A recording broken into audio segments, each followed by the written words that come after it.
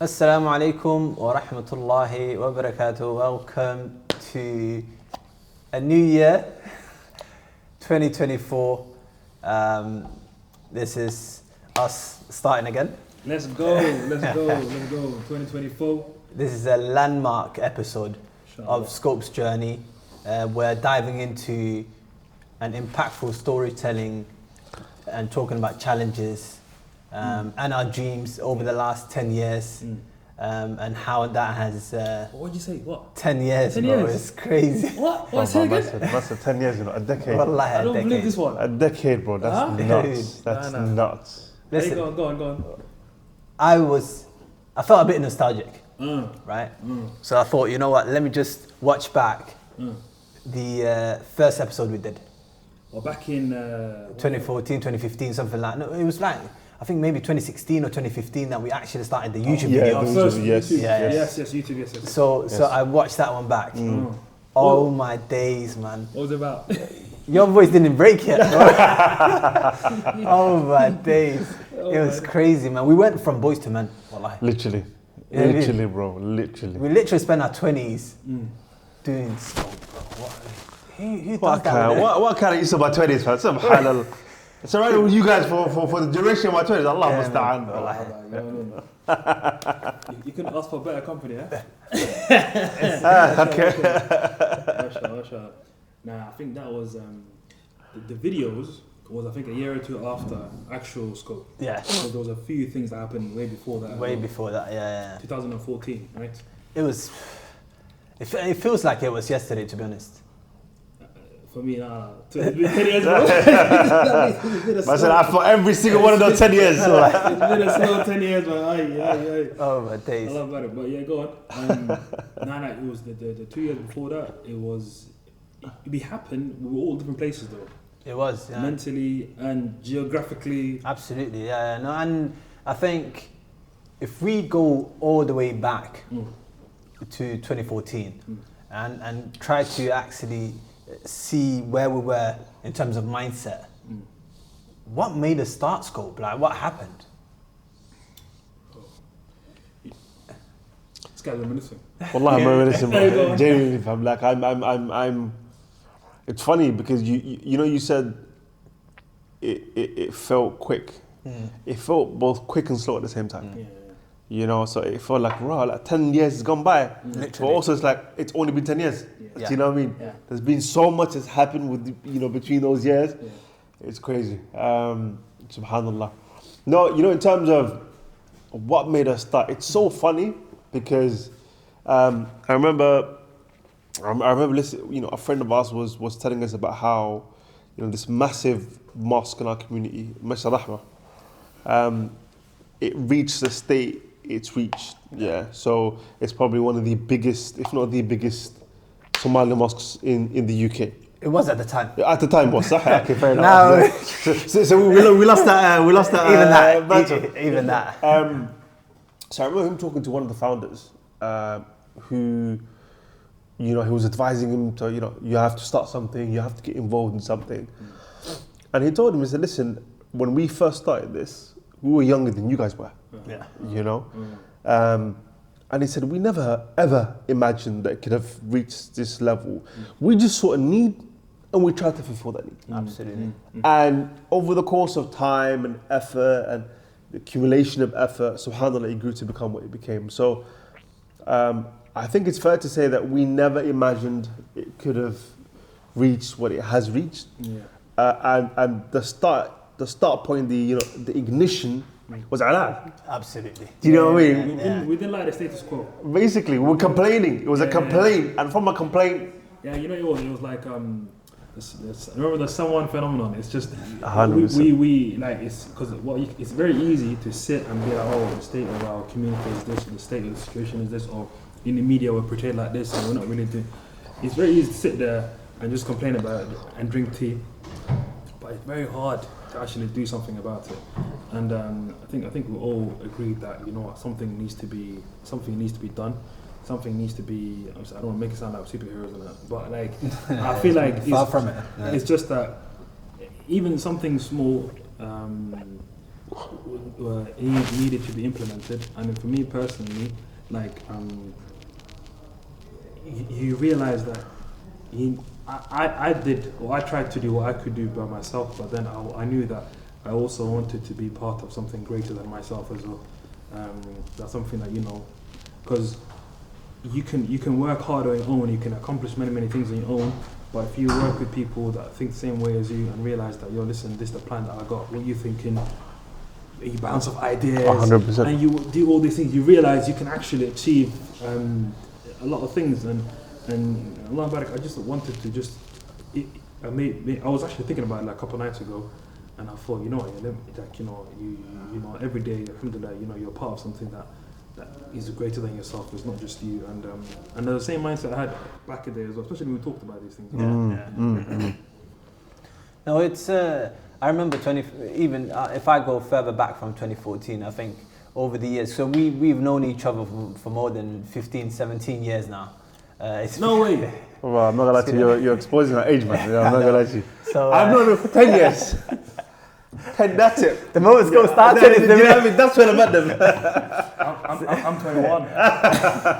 So we always used to speak about ambition and things we're trying to do for the community, and we always used to talk about how there's so many things lacking in the community, and sometimes you can't ask for the mantle.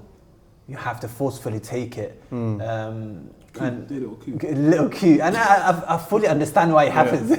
Because no one really willingly gives it to some or passes it down. Away. Do you know what I mean? Yeah. So I remember we constantly always used to talk about how these things need to happen in the community, and how everything we wanted to do, especially the things that were happening within our community at the time, were a lot of them were kind of or frowned upon, and the community didn't really want to speak about it. So there were so many things that at the time we thought, you know what, we should speak about this and we should speak about that. And to be honest, we kind of did feel uneasy about maybe speaking about this, not because we didn't want to speak about it or kind of tackle these issues ourselves, but we knew the consequences or the ramification of going outside the norm of talking about certain things. Do you know what I mean? 100%. So it was like, you know what? How dare you speak about this? 100%. We know everybody. Taboo, all of these taboo things is things that we actually were dying to speak about, but we were uneasy at that time. 100%. And do you know what it is, bro? I might push back a little bit against what you said in terms of taking the mantle. I don't think it was there to begin with. Yeah. Do you know what I mean? I think from what we started to do, when we started to do it, I don't think anyone was doing that. Yeah. I think we saw a gap in the market. We saw a gap in our community. We saw a gap in where we kind of wanted to position ourselves, in terms of, okay, where do we feel like we can add value, right? What pain point or what issue do we see around us, and where do we fit in? And I think that's what we did. And as you said, boy, it's not easy to sometimes pull back, the carpet and show what's hiding underneath, Bro, I remember one time, so funny, bro, because I told my dad I was going to YouTube, because I know. You already. Listen, I already gave this. Listen. My parents found out. Like that, You do YouTube, that thing. Yeah, I'm a brave guy, I'm not gonna lie to you. Listen, I know myself, bro, do you know what I mean? I need protection, do you know what I mean? Just in case. Just in case. So, that's why he loved the idea. Very good, you know what I mean? You guys are going, give him back. Okay, cool. Okay, cool one day, bro, come home. He tells him, come home. And he said it in the tone where something's happened. Okay? So between catching a bus and coming back home, what's a 20-minute journey, it felt like 55 minutes. Yes. I'm running through yo, listen, what did I do over the past week? I can't remember, bro. Okay, I didn't do anything bad. Okay, 2 weeks. And I'm thinking, at the 3 week mark, bro, it's getting a bit tacky, man. I'm thinking, yo, I can't remember, bro. It's too far back. Yeah? Too far back. Sweat beats. Brother, I'm Especially with the energy Dad is calling with, it's Brother, like. I'm telling you, it's on the Richter scale, it's about 7, 8. Yeah. Do you know what I mean? It's not a light one, yeah? Yeah. I come home, bro. I see his face, fam. I'm thinking, oh my days. I did something crazy. I don't even know what I did, but I know it's crazy. Bro, I'm sitting down, and I know it's techie when he tells the whole family to leave the room. I'm thinking, La ilaha illallah. This is me and him conversation. Yeah? And my mom was leaving. I'm looking at it, don't go, don't go, please. So, bro, we're looking at each other eye to eye, yeah? He says to me, what's this thing that you're doing? I'm like, this thing I'm doing, Dad, what are you talking about? He said, what's this thing you're doing on the internet? I'm like, brother, what am I doing on the internet? What am I doing? What am I doing on the internet?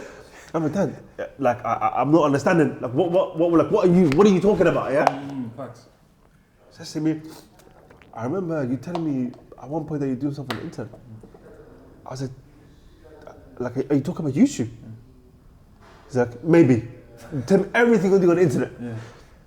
Alif la ya. Brother, from Alif to Ya, from Alif la, from Al-Fatiha to Qul A'udhu Rabbin Nas. And I'm like, Dad, I mean, it's nothing different from what I told you already. I'm starting to use it. No, just tell me again. Tell me again. Okay, no problem. He's like, furthermore, show me. I'm like, no problem. I tried everything.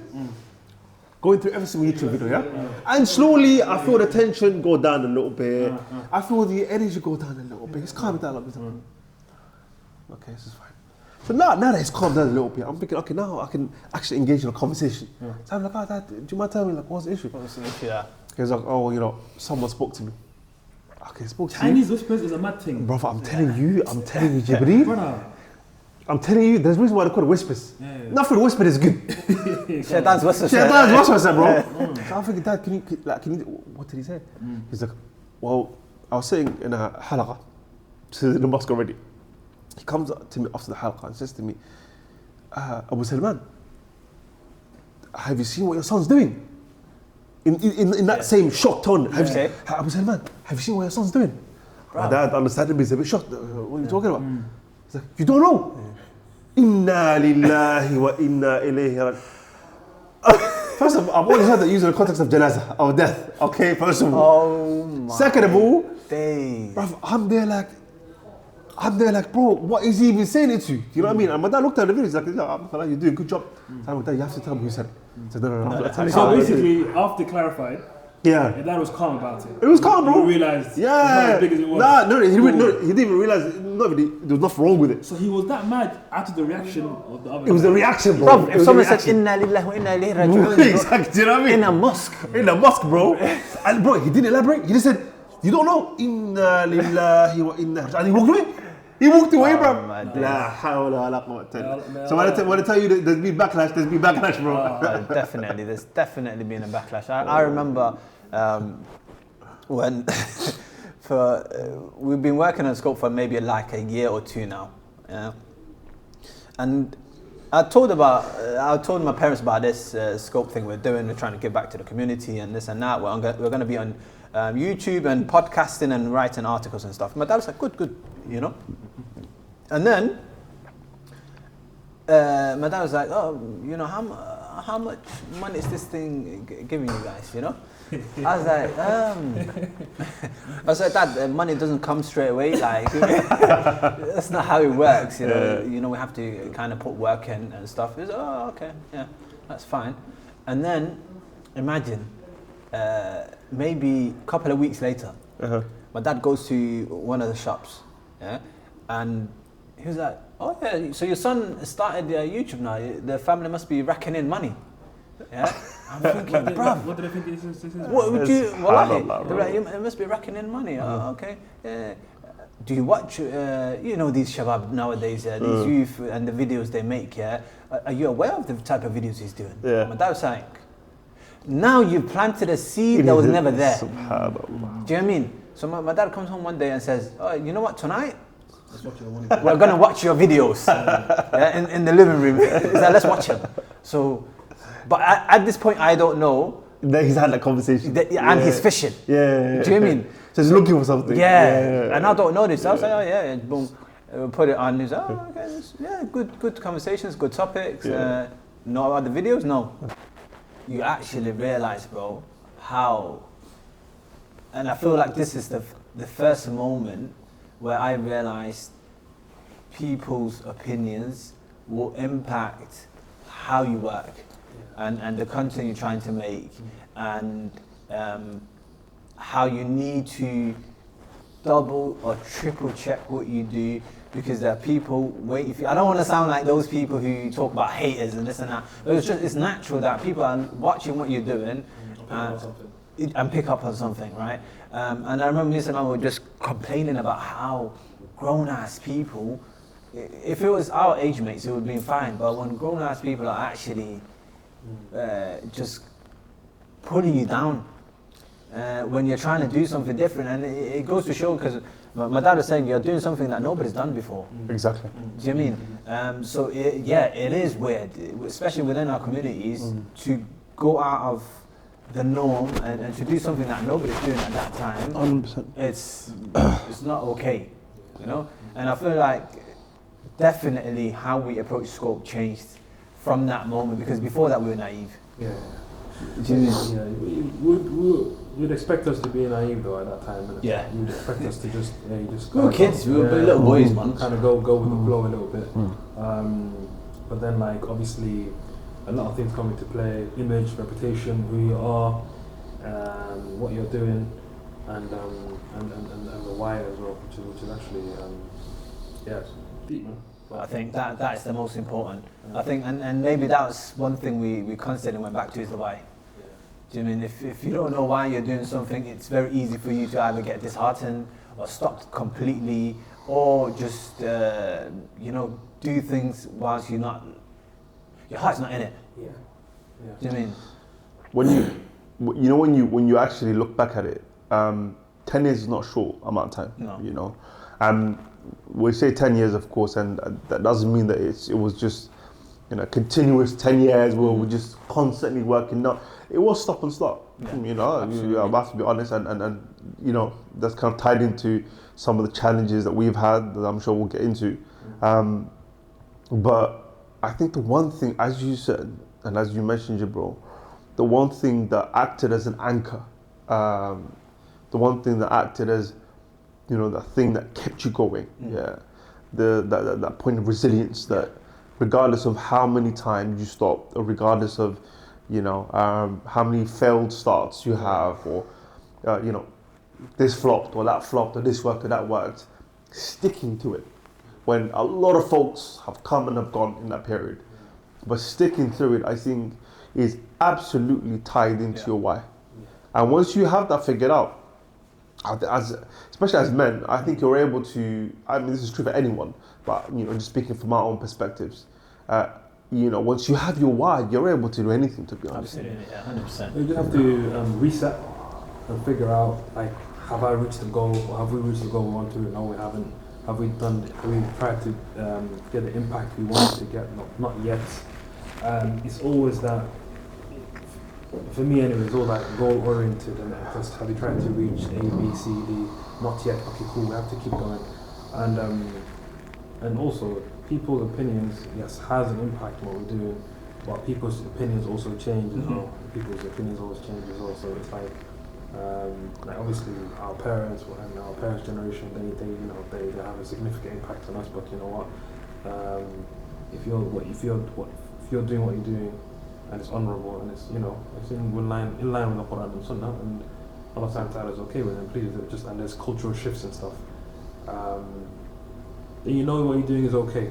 You get it. It's like we are very, as we've grown older, we realize what is accepted and what is a cultural norm, and we tie in those two things and be like, this is what we're supposed to be doing. If I deviate from it, I'm almost a heretic, right? Like I'm almost going sideways. You get it? But and obviously we're more in tune with things and stuff. Alhamdulillah, we know how to, we can understand it, we accept it, we consider it, but as long as, you know what I mean, on the straight path, you're good to go. Good. And I think as a group we've always been very good at kind of telling each other if we are kind of maybe sometimes moving away from what our goal was. You know, we don't shy away from protecting each other from shortcomings of like little traps or whatever. If we move on to moments of triumph or a specific event that has happened where you thought, okay, you know what, we're onto something here. The thing is, what I wanted to mention was I'm gonna change it a bit. Instead of going all the way back to the way we were 2014 to 2015 times, I'm gonna talk about something a bit more recent, and the most recent event that we did in our hometown in Birmingham, which was, you know, like full circle almost, because we've never done an event here in Birmingham, and they always say, like, you know what, you need male role models, you need this for the community and stuff, and I, like, one tangible thing that made me feel like, hey, this is good, was my younger brother was helping us at the most recent event. One of our helpers, and your brother was there as well, and because we've never done a Birmingham event, we've done it in London and abroad as well. Which, I mean, maybe we can even get into that as well. Maybe, yeah. And people know about it. So, you know what, like, I don't ask for praise or nothing. I don't ask for, you know, feedback that much. You know, sometimes people that know me will tell me, hey, Jibril, you did this right, you did this wrong. But after that event, my young brother, who just saw me as my brother and, you know, as a doctor as well, he saw me in a very different light now. You know what I mean? He's like, yo, Jibril, like, I never knew you did this, bro. Do you know what I mean? Yeah. And I never knew this. You did this, or you need, like, what? And now everything that we've kind of brought together has impacted him in such a unprecedented way. He's now talking about ambitions and plans and networking and all these things and that. I'm like, this is the guy who plays football 5 times a week and plays FIFA 5 times a week. Nobody, he's a good kid, but his mindset has changed dramatically, and I've seen that in a lot of young guys that's come to our events as well. But to see that in someone in my own household, like, makes you real in a different way. I was like, Allah, alhamdulillah, Rabbil Alameen, like, yo, like, should have come to that earlier, man. Yeah, it's a different feeling, you know, when you see the impact you've had. But I also think Birmingham probably got a complete package. Maybe we did an event 9 years later, and it was it was our last event. Latest event. It was our latest event. So I think by that time we were seasoned. You know what I mean? But before we even get to, before we move further, I want to ask Jibril, maybe we can Salman, and maybe we can all touch on that subject.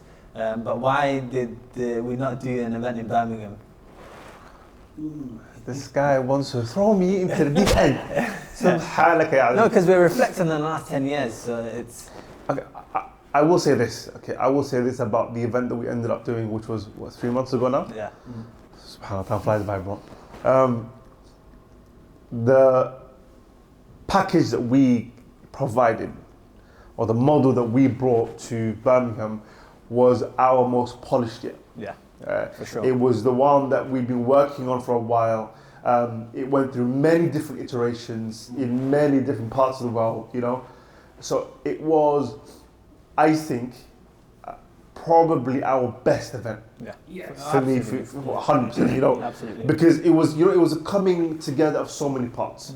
The one thing about our events that we've done over the past, you know, nearly 10 years, was it was always not missing something, but we were never really able to actualize the vision that we had for it in the way we wanted it. So I think, in my opinion, every single one of them was a success in its own way, Allahumma barik. But they still, we weren't able to bring them to light in the way that we envisioned in our heads. You know? Disclaimer, perfectionist, so It's a sickness. I'm telling you, it's it's a sickness. So we'd come out of an event, post-event, when you're doing your analysis and so on and so forth. And, we're looking at all the good points and, alhamdulillah, it went really well. But there's that part, of us is like, we really wanted it to be like X, Y, Z, Yeah, for sure. That event was the first event that I had no notes. Like, there's nothing I can point to and be like, we could have done this better, or this is how I went. It was the event that we had in our mind brought to life. Yeah, for sure, 100%. I agree. So it was, just from that perspective, man, it was an incredible achievement. I think personal achievement for us. And I think a lot of people went away.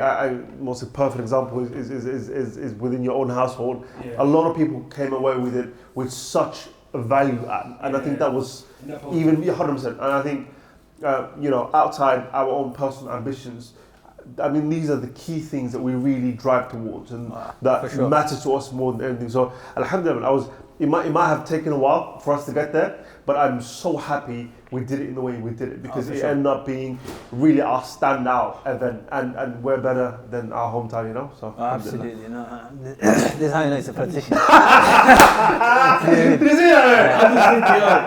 That's not the question I asked. Where's the comment? Can I count you vote? Absolutely, yeah, inshallah. Absolutely. I don't mind going into it since we're getting deep tonight. Yes, sir. But I think the stage we were in at the time when we were starting this in Birmingham, it was different. Do you know what I mean? I think content creation and doing all of these ventures and getting out of our comfort zone was something completely different to what was happening here at that time. 100%. And it's obviously something new. So I remember when we were first trying to record videos and get people onto the podcast and get people onto the YouTube and try to do events, it was a struggle. Yeah. Everyone would say, listen, we'll support you, we love the idea, but I don't think I'm the right man for this. Yeah. Do you know what I mean? And it was like the amount of rejections we got over the years from Birmingham, right, specifically, it was an eye-opener. So it got to the point where we decided, you know what, we're not going to do an event in Birmingham because it's going to take too much work. Things need to happen in Birmingham first for us to actually, for it to be normal to hold that type of event that we were trying to do at the time. You know what I mean? Never mind the event, we couldn't even get a video of a guest. Exactly. Getting a guest was so difficult. But it was like Birmingham's like that, but a lot of other cities outside of London. It's like that as well, but I'm talking about this is home. Do you know what I mean? We know hundreds of people in the city, and if you can't get one single person to come onto a podcast video, that's concerning. Do you know what I mean? So it's concerning now, because now podcast is just so... No, even at the time, bro, I remember we were like, what's going on? No, for sure. Do you know what I mean? Like, how can we not get a single person? And every single person was like, listen, actually, we love what you're doing, we're supporting what you're doing, but I am not the guy to come in there, because I don't want to put myself out there. Can I ask you for that?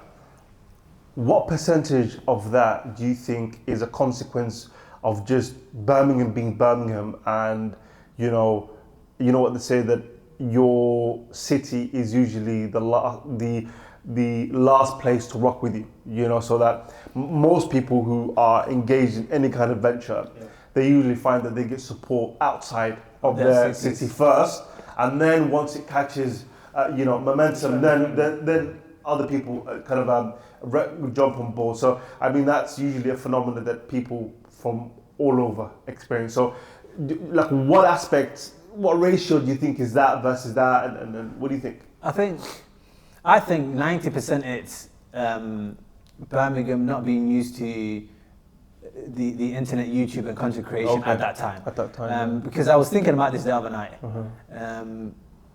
And when you think about it, a lot of other cities had YouTubers, they had content creators, there were people doing things. You know what I mean? In Birmingham, I couldn't think of a single person. That's fair. Especially during that time. During that time. When during 2014-2015 season, it was very hard. Do you know what I mean? So when you're trying to put that idea across. And I like to believe Birmingham's a very conservative city. It is. Do you know what I mean, in comparison to a lot of cities? Yeah. It's probably the most conservative, I think, in probably Europe, man. So at that time it was something completely new, which made it a lot harder. So now, fast forward 9 years later, when we were doing our event in Birmingham and it went so well. To be honest, that was more special than any other event we've ever done. 100%. Do you know what I mean? 100%. It was more special because that's where you're from, and when things that you wanted to do or the vision you had comes to fruition and it comes to life, you think, wow, yeah, you know what, we made it. So I agree with you when it comes to like moments of triumph. That is up there. Up there, yeah. It's recent memory. For sure, Salman. 100%. Anything you think of? 100%. And isn't it so interesting, Jibril, that the moment that you picked is the moment that it has happened nearly 10 years after our you know what I mean, after we started, subhanAllah, which points to the fact that, bro, success is not instantaneous. You know, and how you conceptualize that can be very different for a lot of people. Absolutely. You know, so subhanAllah, I agree. That's a top thing, to be honest. For me, I think, you know, I'm split between two. One, not because of the nature of it, but because of how unexpected it was. Okay, and that I think, Fatah, you're the dates guy. Correct me if I'm wrong, but was it 2017 or 18 that we won our award? Or was it 16? No, it was 16. No, it was 16, 18, I think. 18, right? Yeah. So 2018, we won an award. We won a community award. And bro, I remember us being nominated for it first, right? And even being nominated for it didn't seem real. Do you know what I mean? It isn't. So we genuinely were like, we were coming to the event, to the gala. Not expecting to win it. 100%. 100% not. We come for the vibes, bro. We get to dress up. Do you know what I mean? First time in my life I had a bow tie. Do you know what I mean? You know, we're going to dress up. We're going to have a night out in London. It's going to be vibes. It's going to be great fun. You know, genuinely, that's the reason why we went. And I remember when we were sitting there, and then they're going through the nominees, and all the nominees are heavyweights. Well, people that have been seasoned heavyweights. Yeah. People we looked up to. Yeah, exactly. You know what I mean? And people who've been doing it for just longer than us. Yeah, for sure. And have had incredible impact in what they've done. So genuinely, we were there. You know how Oscar winners say that, oh, I don't have anything planned. We didn't have anything planned, bro. Looking at each other. You know, we don't have anything planned, but he gives you a 2-page speech. You know what I mean? Nah, for sure, I like it. We genuinely did not have anything planned. We did not expect to win at all. And we're sitting there, so they go through the nominees, and then they say, and the winner for the community award is SSCOPE, and everyone's applauding and getting up. Me and Fatah just sat there for like a second. We're like, I wonder who is it? And then our table's looking at us like, oh, it's us, bro. We get up and then we go and then. It's like like Cristiano won the Ballon d'Or. Like, do you know what I mean, bro? Me, really? It genuinely, bro. It was so unexpected, you know. And I know for a fact we felt like imposter syndrome that day was. That was the biggest, because me and Salman, sorry to interrupt. Yeah, no, please. At that time, we were going to. So the funny thing is, them times we didn't drive. So we're on the public transport, train or whatever. And we're laughing about how we've been nominated for community activism.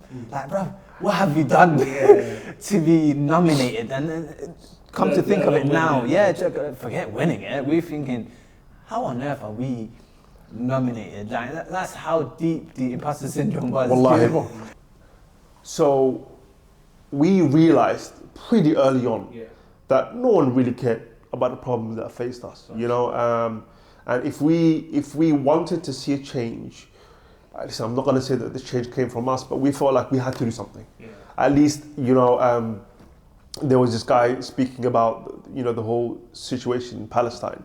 And, you know, a lot of people complain about not seeing changes. A lot of people complain about, you know, at one point is Nasrullah going to come? When is victory going to come?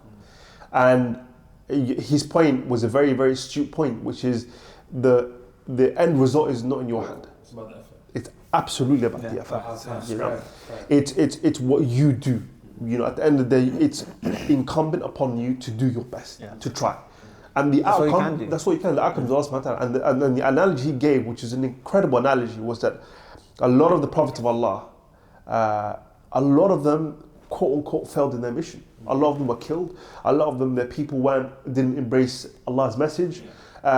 You know, a lot of them, their own families didn't embrace their message. So, you know, are they considered to have been failures? Exactly. You know, so it's not, the outcome is not in your hands. You just try your best. And I think we came at it from that perspective. We don't know what kind of impact we're going to have, whether it's going to be ripple or if people will even notice what we're doing. But we felt like, listen, we have to try our best. We have to at least try something, you know? So that was a very real moment, a very real sobering moment. You know, we felt like, subhanAllah, this is, I think, more than being gassed by it, we felt burdened by the responsibility. I think. Absolutely. You know, we felt like, yo, this, if we don't move correct, Allah subhanahu wa ta'ala might ask us on Qiyamah, you know? Especially when you have the capacity and capability to do so and to make an impact or to actually try. 100%. You know what I mean? If you have the capacity to bring people together, or you're good at making videos, or you're able to speak about an issue and for people to listen, and you don't do so, that's when the question, because everyone has their strength, and I like to believe like we're comfortable to be on screen, we're comfortable to be in front of people, to talk about issues, and if you don't utilize that to your ability, then what are you doing? 100%, 100%. You can't minimize the impact of what that can do, basically. 100%. You know what I mean? Back in the day, it might be like, oh, like, because a lot of you might put a lot of work out there, but then if you don't get the feedback, you don't know how much impact you're having. For sure. And a lot of things can like, for example, when the award, we got the award, we didn't realize that was going to happen. Exactly. But how many conversations, how many people thought and said, hey, listen, this is what's happening. They need to be at least nominated, and they need to be, come to the gala. So it's like, for me anyway, I realized even just raising awareness, that's something that nowadays, like with Palestine, you know, people might ask, what can I do? Even raising awareness, even talking about it, even educating the next person, it has, maybe you're moving one pebble, but that one pebble the momentum can keep going, and then who knows what's going to happen afterwards. You know? Yeah. 100%. Yeah. No, for sure. What was the second one then? The second one was a great memory and connection point, mashallah. Some people have abilities, mashallah. Allah Mubarak, but even I forgot, you know. They use that one more. So the second one was, I remember one of our first events in London. It might have been the first or the second one. I remember some people coming to the event that were so inspired by the event that they went on to set up their own platform and have had an incredible impact on the youth, subhanAllah, after the effect. So just to see that, you know, as a consequence of something you've done. And I remember, bro, we weren't too keen on our event. We felt like we hadn't really, like so many things had gone wrong. There were so many challenges and setbacks, and we weren't really able to, again, really bring to light the vision that we had. But then to see, you know, something so beautiful and incredible to come out of that was genuinely so inspiring to me. You know, subhanAllah, to see that, you know, people were influenced so positively. They went on to do their own thing. And inshallah, Allah subhanahu wa ta'ala accepted from us as Sadaqah Jariyah. Was a remarkable experience, you know. And I think that was the moment that I started to change my relationship with this idea of controlling the outcome and of perfectionism. Yeah. That one has been a killer for us. Wallahi. And I think that was the beginning of me starting to be, you know, have a different relationship with it.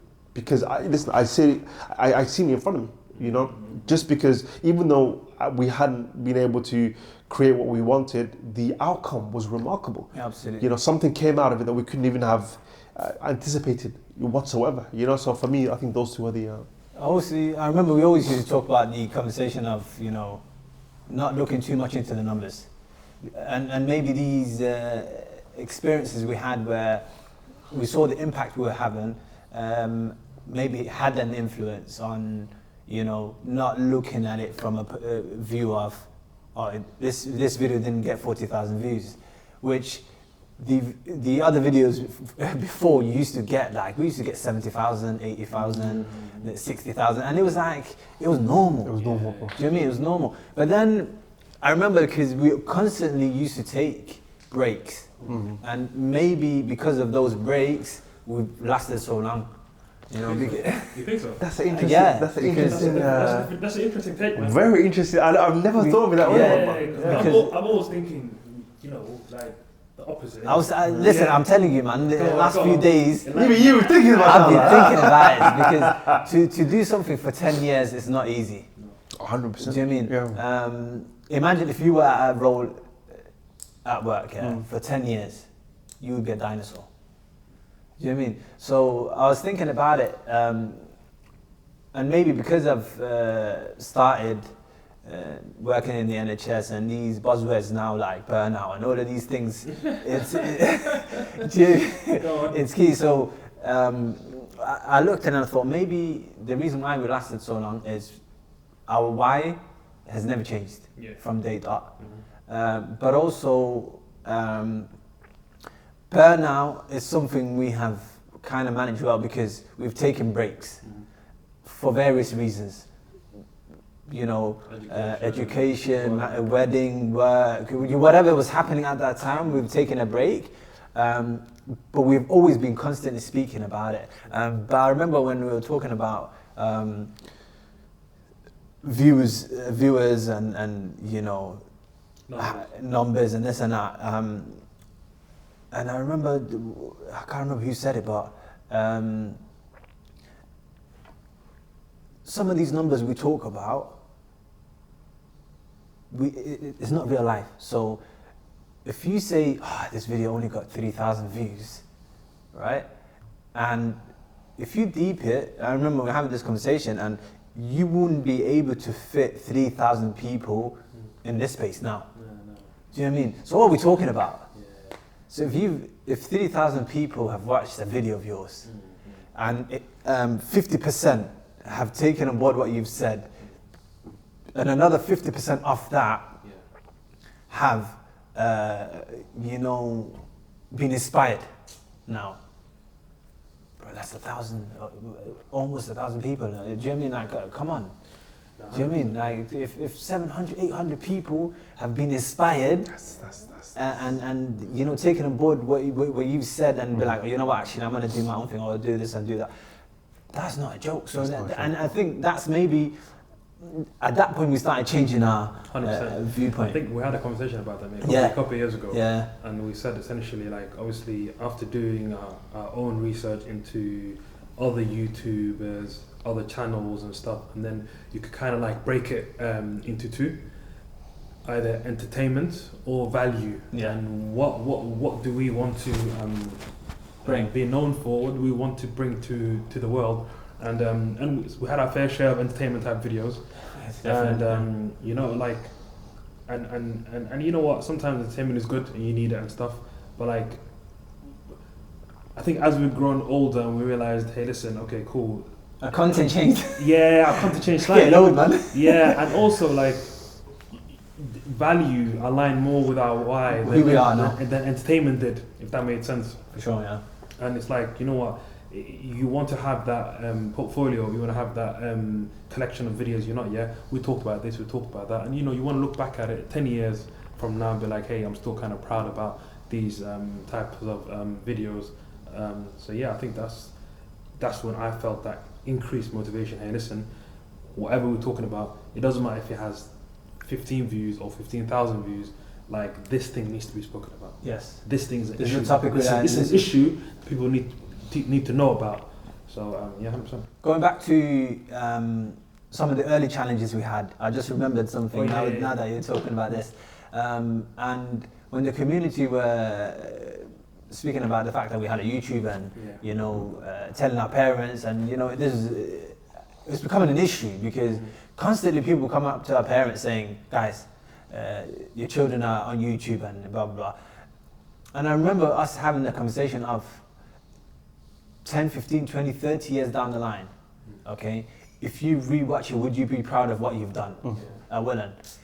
If your parents watch your videos, are they okay with it? Yeah. Do you know what I mean? That's a good benchmark to have, yeah. Exactly. Yeah. And it was like, okay, let's continue. Yeah, fair.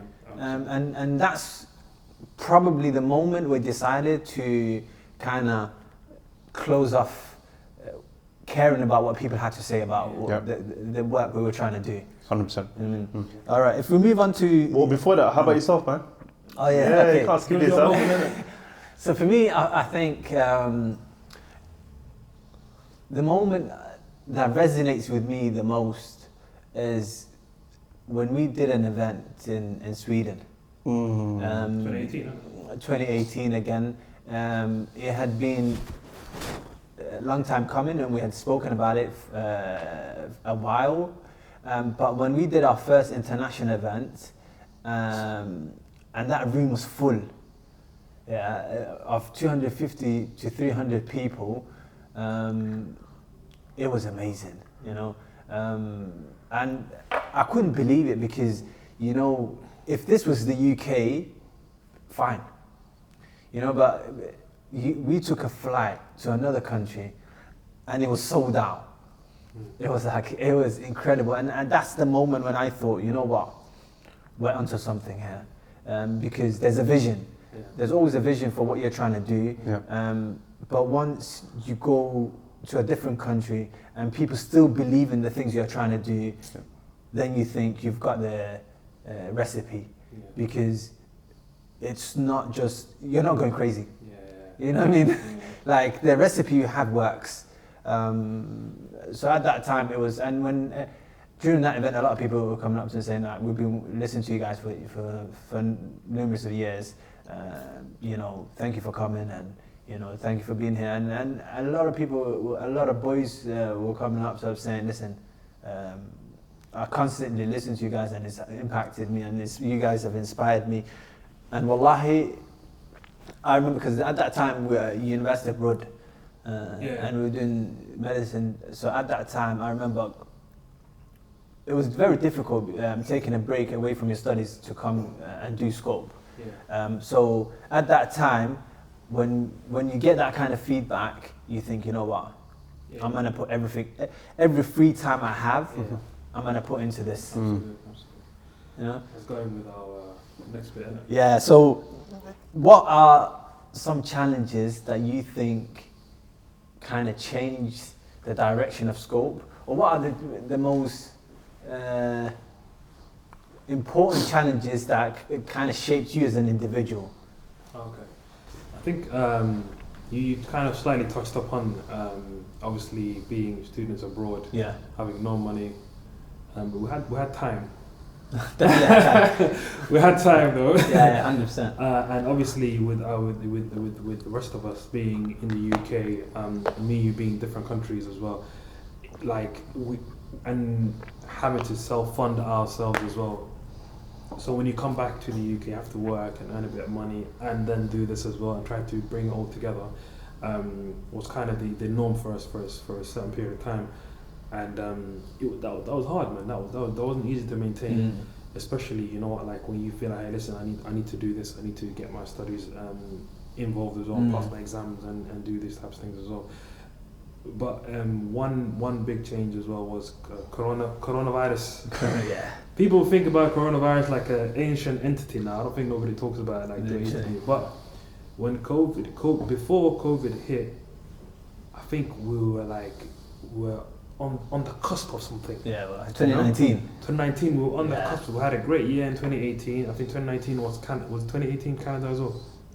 2018 was. Was it 2019 Canada? 2019 Canada, 2018 Sweden. So 2019 was Canada, and it's like the events and the content was all kind of forming together.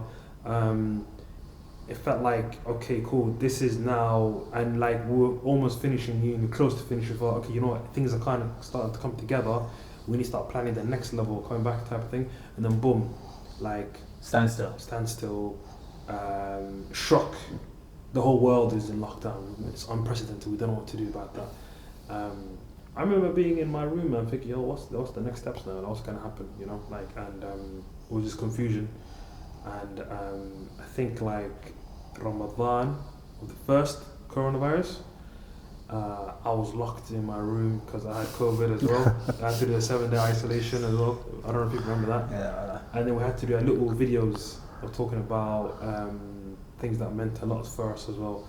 And then that's when our real creative energy, because there's, you know, a lot of us are creatives, and then we have you need a balance between planning and creating and ideas and execution. So the creation, it normally is one or the other. So either you have a lot of creative ideas, you know, executing, and then you have the energy to drive, and then you have no ideas. But that was a moment where like neither. So then we had to kind of come with that, and then get creative and innovative. Yeah. And it was a whole episode, 2 years I think, or a year and a half, and then coming back and doing our first event as well. It was the health related. The health SSCOPE health one. Yeah. That was. I felt like that was full circle. Anyway. What about you, Sally? You know what's really interesting about that, what you just said, Jibril, it really put things into perspective, because between 2014 and 2017, 18, it was really, you know, as you mentioned, it was stop-start, it was us trying to figure ourselves out. And something we haven't really mentioned was that we kind of flirted and entertained different mediums. Yeah. So we started with blogs, and then we did audio, and then video, and then so we kept, you know, meandering around all these different mediums to find what really worked for us. And it was around 18 that we kind of found our sweet spot. Yeah. And that's when I think we started to build some form of consistency And momentum. Yeah. And by the time 2019 hit, and we'd finished Canada, and we finished a few other things, we were in probably the strongest position we'd ever been. We were in a position, the amount of projects we had on the pipeline, just one of them I remember, we were going to work with this organization. We had a 5-figure deal on the table to shoot a documentary and then take it global. So screen it in all the kind of major cities. There were so many projects on the pipeline, which was probably the one thing we have always wanted to do. Do you know what I mean? That documentary style. 100%, bro. So we were gassed at that time. Bro, like the idea of, like, it didn't feel real. And all these things that were happening, with the events we do. So we went to Bulgaria, Sweden, Canada. We were doing events all over the world. Our content was really striking a chord with people. We'd won the award.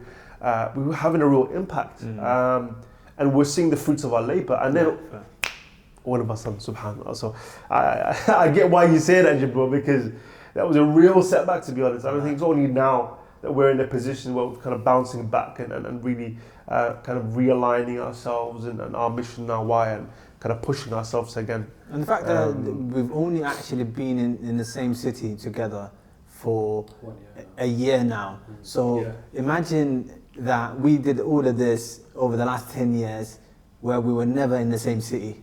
Isn't that crazy? Isn't that crazy? So we've been very harsh on ourselves, wallahi, because sometimes you have to cut yourselves some slack.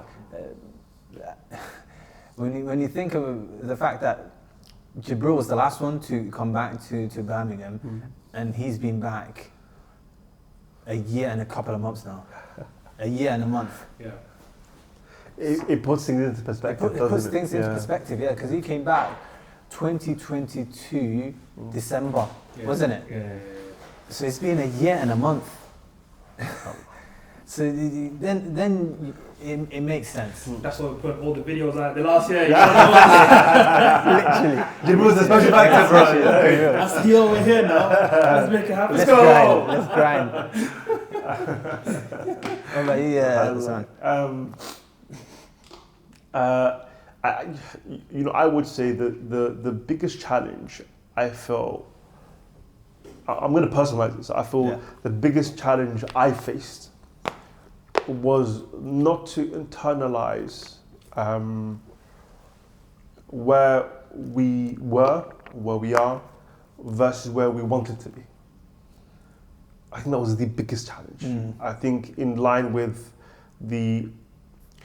I'm not going to even say the perfectionist nature, I think in line with our potential, what we could have achieved. Yeah. That's right. Yeah, bro, I'm not going to lie to you, 100%. And not even a little bit, bro. Do you know what I mean? What heartbreak? That's the real heartbreak. Obviously, again, when you put it into context, as you said, it's literally only the past year that we're now in the same place at the same time, with the ability to actually dedicate time, effort, and energy into this, where kind of the vehicle is aligned and all four wheels or all three wheels are all going at the same direction, at the same pace, at the same speed. For the first time in nearly a decade. But when you look at when we started, the people that were starting, the kind of content that was out there, the kind of people that were out there, and during that time where they are, and seeing how a lot of them are doing the kind of stuff that we wanted to do, we always imagined ourselves doing. There's some party that hurts a lot. Absolutely. Do you know what I mean? It's a little bit. But as you said, we have to give ourselves some slack, and not kind of beat ourselves up. And say that, listen, at the end of the day, everything happens the way it's meant to be, when it's meant to be. And inshallah, if these visions and these hopes and dreams, and I'm sure we'll talk about kind of the future stuff a little bit later, but if we want to achieve that, and it's written for us to achieve it, inshallah, and we put in the effort. Inshallah. If it's written for us, it will happen. But I always advise other people. But subhanallah, when it's faced back inwards, it's so much more difficult. Yeah. But the idea of a comparison being the thief of joy. For sure. It's a difficult one to internalize, bro. Do you know what I mean? Especially when no hate or shame or aid to them. But I remember the group that we saw on YouTube that started after us, by the way, that we really kind of modeled ourselves on not in terms of our content, but in terms of what we wanted to the vision, impact. The vision, the impact, the kind of content was Yes Theory. And to see where Yes Theory are now, considering the fact that they started after us, and considering the fact that they're doing the things that we wanted to do, and seeing what they've achieved now, Allahumma barik. Do you know what I mean? You can't help but compare sometimes. Yeah. It's human nature. It's natural. It's natural. But again, it's important to each context is its own context. They have their own context. We have our own. They were able to put 100% of their energy into this. We want, they were all together, living together. So anyway, so that I think that's what makes it difficult. Yeah. When you have a point of comparison, when you have something to compare to, it makes it a little bit difficult sometimes. I think for me personally, that was my biggest challenge, not to internalize that, and not to, because then it becomes a block, a mental block. Do you know what I mean? And you're not able to look forward because you're always looking back. Yeah. And that's when I was like, let me just get rid of this baggage more. Yeah. Look forward. 100%. Yeah, no, I agree, and I think my biggest challenge was probably being in a situation where this is not a side hustle for me, and as it isn't for you guys, but the fact that it isn't a side hustle and it's a passion and it's a way of life, sometimes it is an Achilles heel, because I'm doing it as if it's a side hustle or a little mission on the side. I mean, we don't come from rich families. 100%. And this is sometimes something I think about when I was thinking about people like Yes Theory and people who are middle class or who come from wealthy families doing what's it called, YouTube. I remember the people that we used to watch when we started YouTube, and the people we started with, Jack Scapp, Ben Brown, Fun for Louis, Casey Neistat was a few years ahead of us. So when we were starting YouTube at that time, everyone that was starting YouTube that time, most of them were middle class, or their families were rich. So they could literally focus on making content. So the challenge was, like Salman said, not to internalize what you're trying to do, but at the same time, just not make it deep. Don't let it take its natural flow. Because when you focus too much on it being your passion, sometimes it affects, what's it called, even your work ethic. 100%. Do you know what I mean? So sometimes you have to just let it be and do what you need to do. It's a problem, yeah. It is a problem. I know what you mean, because I always want to, like, it's hard to explain, but you know, you want it to go a certain way. You have a vision for it. And then it just doesn't align, and then you just get a bit fed up with it, and then it just, it's quite, it takes a lot to just kind of like, alright, cool. To not think in that rigid mindset and be flexible about it. Literally, yeah. And that's one thing I think that's helped us a lot, bro. Like, Definitely. Being flexible. Alright, cool, this didn't work out. Let's take it this direction. Yeah. What also has helped, and we can delve into this section, is probably the community's feedback to the work we've already done. Yeah. So what is one interaction you guys have had with people in the community that has maybe kind of reinforced that actually what we are doing here, it's something that is special? I think going back to, you know, what I explained, you know, the point I explained earlier about how when we did our one of our first events in London, you know, so the folks that came to us and were just so inspired by what we'd put together, that they felt the energy and the need and the inspiration to set up their thing. Yeah. You know, that was, again, that was such a real moment for me, you know. For them to directly contribute the kind of genesis, the start, the ignition of that desire to being in that event, you know. That's special. That's special, you know, for you to foster that kind of energy where people are inspired like that, to create something of their own, is the biggest compliment and the biggest indicator of impact, I think, that anyone can have in any capacity. Yeah. So, you know, again, it came, subhanAllah, everything in this time, it came at a time where, you know, we went, needed. It really was, because we, you know, it was a point where we were thinking, yo, listen, are we on the right path? Is this, you know what I mean? And listen, are we doing the right thing? Is this, you know, even the event wasn't really how we wanted it to go, but, you know, so for it to happen, and it happened before the event even ended. So as we're feeling what we're feeling, exactly. So subhanAllah, khitam wa misk, it was an incredible way to end the event, and then to see, not only to hear that from them, but in real practice, to see their platform grow and grow and grow and impact young people positively in the way it has. And they've existed now for quite a while, nearly as long as we have. So that's an incredibly inspiring thing for me, to be honest, from the community. I remember there was a moment where we were having a very long meeting about whether we really want this SSCOPE thing. Do you know what I mean? Crisis meeting. Wallahi, it was a crisis meeting and a half, and it was about, you know, we're not being consistent, we're not putting in the work. What's going on? Do people really want this? And I remember us talking about, listen, if this is not for everyone, we can all take our separate ways, right? And also, I was having this kind of thought where, are we really having an impact? You know, when you have that internal conversation, you think, why are we even doing this?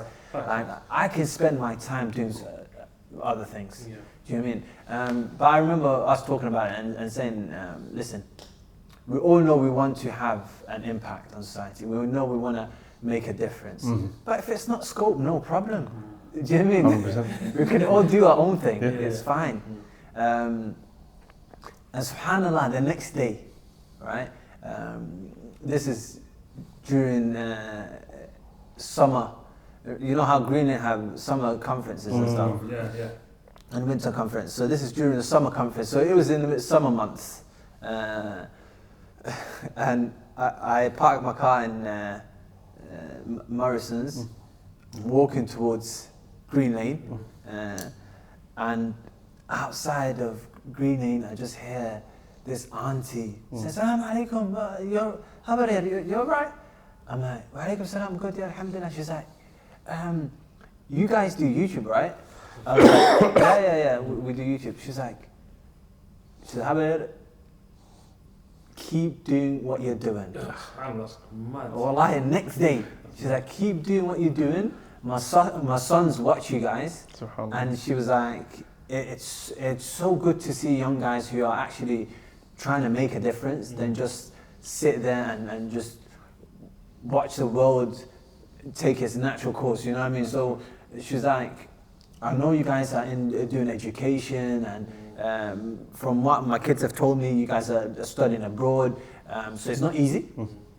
But you guys need to just keep doing what you're doing because it's having a positive impact." And I remember I went inside the mosque and I was listening to the lecture, but I couldn't even concentrate. That was just constantly ringing in my ear and in my head, thinking, "Subhanallah, that message came exactly when I needed it specifically." Do you know what I mean? Because sometimes you think, "Well, I remember asking myself, what the hell, why am I doing this?" You know what I mean? Like, if we're not going to be consistent, if we're not all going to put in effort, if me, myself as well, if I can't really find the time for it, and it's probably the right movement or the right project at the wrong time.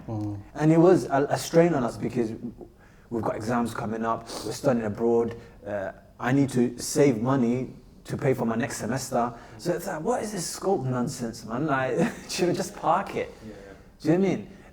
And then your family is saying, "You're spending so much time on this scope thing, is it bringing money? Like, why are you putting so much money?" What's the return of investment? Return of investment, do you know what I mean? Because you're spending all your free time on this. Absolutely. You know? So that came at the most critical time, but alhamdulillah, I remember that interaction definitely just gave me another boost or like, and that boost has been carrying me on to today. That's a special kind of boost that, I'm not going to lie to you. So alhamdulillah, man, I was very grateful for that message. Wallahi. Do you remember that video I did, Day in the Life of a Doctor? So this is like in COVID-ish. It was COVID, yeah. COVID-ish, we were trying to transition into what we're going to try to do in COVID. So let's talk about COVID then, yeah. And then it was because I've always seen Day in the Life of this, Day in the Life of that. I thought, okay, cool, how do I do this? And then I talked about my day, very very mundane, working in the respiratory department. And you know how you always check the comments. You know, we put out a video 5 minutes ago. Let me check the comments. Oh, nothing. All right, cool. We got a comment from someone who I didn't even expect him to even be aware of this at all. Is one of the so it was one of the medical students that was like a few years below mine, and he's from Palestine. And so we had a few interactions, you know. I used to teach him a bit medicine here and there. We just had normal interaction, whatever. Cool guy, mad footballer, mashallah. And then he commented and he said, just someone just unfiltered, just saying what they think, but in a nice way. I don't know, maybe us Brits, if we compliment you, we're going to give you 10% of what we really want. You don't want to be begging it. You don't look too soft, you know. Mashallah, he just said, Jibril's one of the most genuine guys I've known. He's always been there when I needed him, and you know what him and his friends are doing is such an amazing thing. And you know, me and my family, I'm like, your family in Palestine are watching this. That's crazy. Like, that's nuts, bro. That's mad. And then he's like, yo, like, even just watching what you're doing is amazing. And I looked at that and I thought, like, you don't know what impact you have, you know, at all. At all. That's you don't know. You don't. And then maybe that's maybe 2-3% of the feedback that's come back to me. And probably there's negative things as well, 100%. And you know what I mean? If it's constructive, I always take it. But like I just looked at it and I thought like, this is something that I would never imagine I would be able to do, and I just kind of like screenshotted it, kept it, cropped it out. You know what I mean? I don't know. It's in my gallery somewhere. But yeah, man. I just looked at it and I thought, you know what? That it's not like a direct community thing, because I'll be honest. Like, there's been interactions where we've had with people and say you're doing a great job, but you know how you just brush it off. Yeah. I don't know. I kind of put in a mindset where I don't take compliments too hard, and I don't take criticism too hard. You get it? Like, it's just I take on. But this one, it just sneaked in.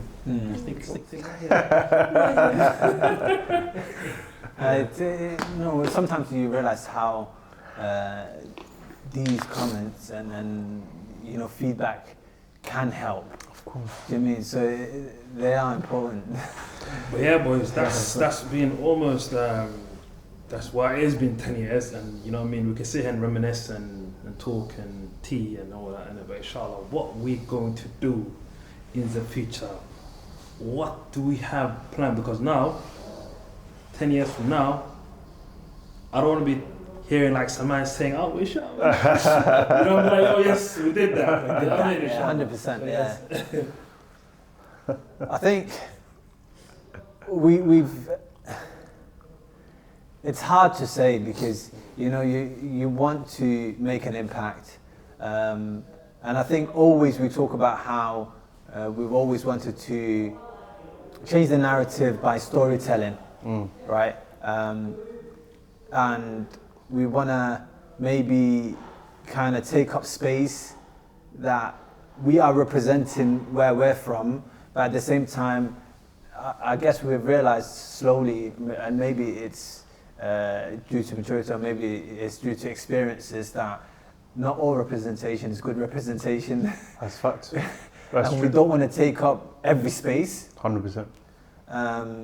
So I guess we want to continue having impactful storytelling through different mediums. But I think the one thing I am certainly very excited about is the documentary style videos and content.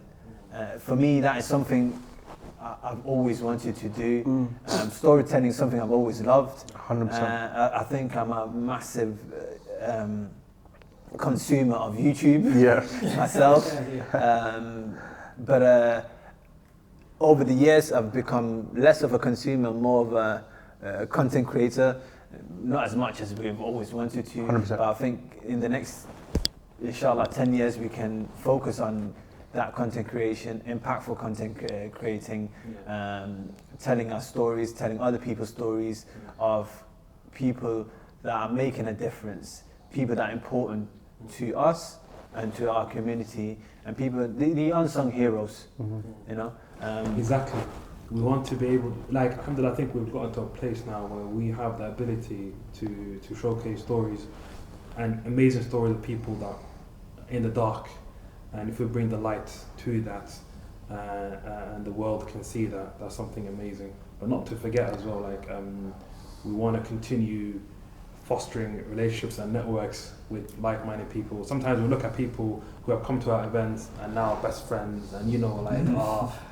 It's incredible. And they do their own projects and you know what I mean? And that's like a byproduct of what we've done. 100%. So inshallah, that's one of the things we want to continue in the future as well.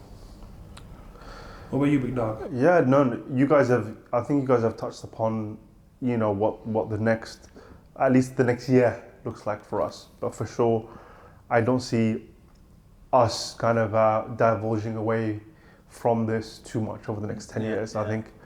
But, the older I've gotten, the more I've consumed social media and YouTube and even kind of different types of media, broadcast media, long form content, so on and so forth. You realize the power and the impact of storytelling. Yeah. And that comes across regardless of the platform, whether it's a short form content, long form content, broadcast media, whether it's new media, whatever it is, the power of storytelling in shifting minds and perspectives, in controlling the narrative. And we've, I think, seen that more clearly over the past 4 months Literally. than maybe at any other point in our lives, to be honest, the power that has. And when it changes, how deeply it can impact things in a way, in unprecedented ways. Yeah. I think we've always seen that. And I think we've always also intuitively understood that you can connect with people on an idea or on a message you're trying to give far more viscerally through media, through like a 20-minute video, than you can if you do a whole lecture series on it. Absolutely. You know what I mean? Exactly. You can just press play on a piece of content you've created, 20 minutes, 15 minutes, 30 minutes, and that can embed whatever narrative you're trying to sell or trying to portray in a way that no amount of flowery rhetoric or lecture or series, whatever, can ever do. And it's so powerful. It's so, because I've been impacted with it. I've consumed content like that, and it's had that impact on me. So I think that's a very, very real thing that we've realized, and I think one thing that we've come to realize is that's potentially one way that we can have impact by uplifting these kind of narratives and these stories, or these things are not really talked about as much. And I think, inshallah, the next year is going to see us do more of that, and also in the offline world, do what we do best, I think, which is connect people. I think we do that pretty well, because it's at the core of who we are. This idea of connection, and that's why we do networking events. Our networking events aren't just networking events, the networking events plus, networking plus. Because at the core of our event, it's about connecting people. We've realized that there is so much talent, there's so much ability, there's so much nur in our communities, but they exist in silos, And what we feel like it's important to do is to connect these silos together, to show people that they're not alone, to show that our communities are just as viable, just as talented, just as capable as any other community out there. But as we've realized now that we're in this world, this working world, your network truly is your network. Absolutely. And we can never really leverage that until we realize that we have a net worth. Our communities are. You don't have to go too far away. You don't need to. We have it in our communities, but you just need to be unearthed and they need to be connected. And I think that's something we're beginning to do, and something I'm very proud of to do. And inshallah, we'll continue to do more next year, or over this year and the next years, inshallah. Inshallah, I think this year, I don't think we've ever said it, but this year is our year. This is our year, inshallah. 2024. I think we're definitely ready. We're in a very good space. Inshallah. I think this is the year where we actually just focus on content creation. Like a good friend of ours has always said, ideas are worthless. I just checked the other day, I've got 274 notes of SSCOPE ideas on my phone. If this phone ever gets stolen, it's done. And if I ever sell any of these ideas, in 10 years, inshallah. In 10 years, inshallah, I mean, we will be rich. Inshallah. Do you know what I mean? But no, wallahi, I think this is the year where we could just go from strength to strength. And it's all about impact, really. That is the metric we're trying to that's what we want to aim for. Do you know what I mean? It's not about views, it's not about money. 100%. I mean, views and money do help, guys. I'm not gonna lie to you. So please subscribe, like, comment, all of that. Do you know what I mean? I would definitely like to say. No, well, I think over the last 10 years, we've met some very, very special people who have made our journey absolutely amazing. I think, SSCOPE wouldn't be what it is today without them. 100%. And,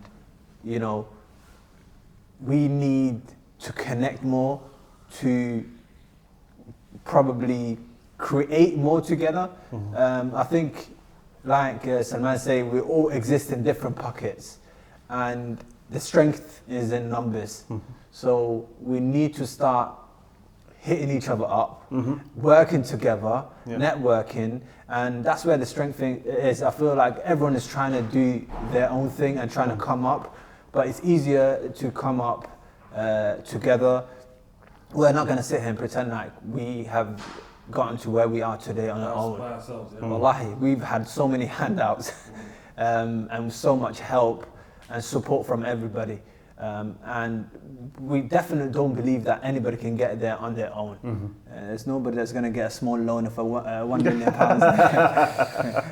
like some of these people. But alhamdulillah. I'd like to say thank you very much for the support we've gotten all these years. Absolutely.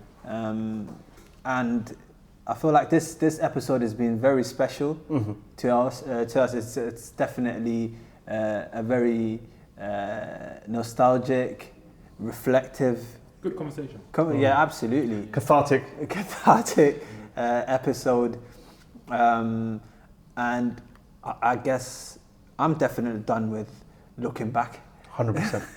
It's only 100% forward now. Inshallah. Inshallah. And I mean, I guess never shy away from hitting us up if you've got an idea. If we have the capacity, we will try to work together.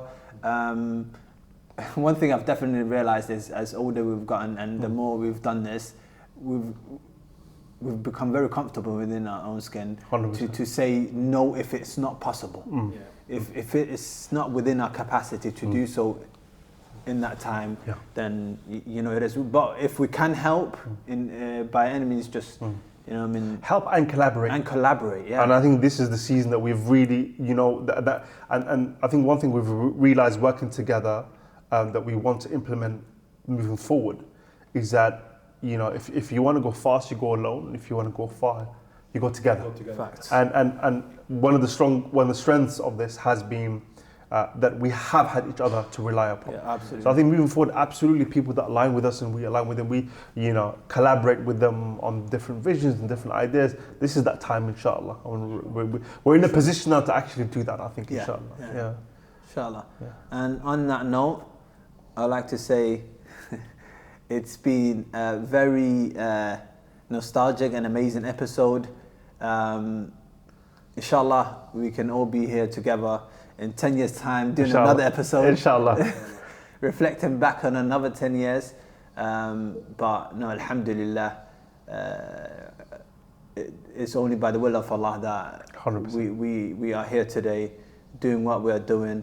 And may Allah protect us all and bless everything we do. Ameen. And this goes to us and everyone else watching in all our ventures, inshallah. And until next time, Assalamu alaikum wa rahmatullahi wa barakatuh.